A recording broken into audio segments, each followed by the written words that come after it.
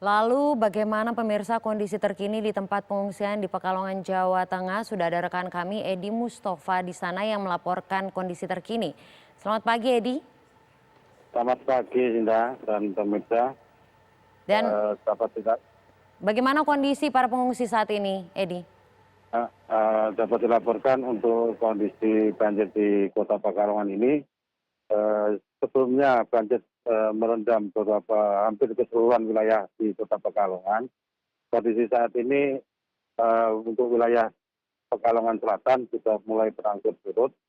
Ketinggian mulai 10 cm hingga 30 cm. Namun untuk wilayah Pekalongan Barat sendiri masih relatif ketinggian mencapai 1 meter. Namun untuk kondisi banjir di wilayah Pekalongan Utara semakin tinggi karena banjir diakibatkan ditambah dengan adanya banjir rob dari gelombang air laut yang cukup tinggi. Sedangkan untuk kondisi pengungsi sampai saat ini ada peningkatan. Jika sebelumnya beberapa hari kemarin 3.602, kondisi saat ini pengungsi mencapai 4.620. Itu Mbak. Ini kondisi para pengungsi di sana, mengingat sudah 1 minggu mereka berada di tempat penampungan situ, Edi.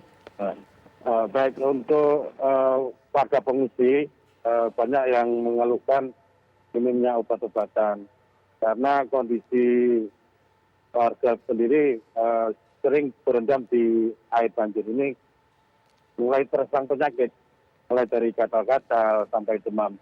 Sedangkan untuk keluhan lainnya yaitu adanya kurangnya pakaian untuk anak-anak, sehingga itu yang dikeluhkan untuk warga pengungsi itu sendiri. Dan apakah sudah ada bantuan yang masuk untuk para pengungsi, Edi? Untuk bantuan terus mengalir sampai ke pengungsian. Bantuan berupa mulai bahan makanan, mulai obat-obatan juga. Namun yang saat ini yang diperlukan selimut untuk warga pengungsi sendiri.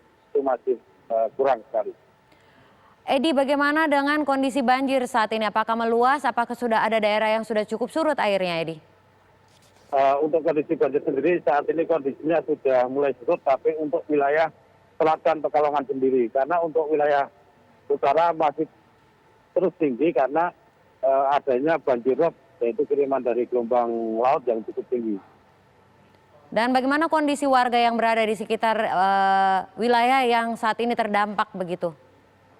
Untuk warga yang terdampak, yang sebelumnya masih bertahan di rumah-rumah warga, itu karena sudah lama di situ akhirnya ikut mengungsi.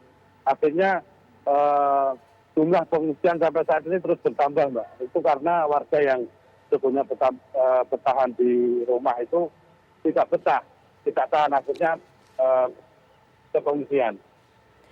Baik, Edi, terima kasih atas laporan Anda dari Pekalongan, Jawa Tengah.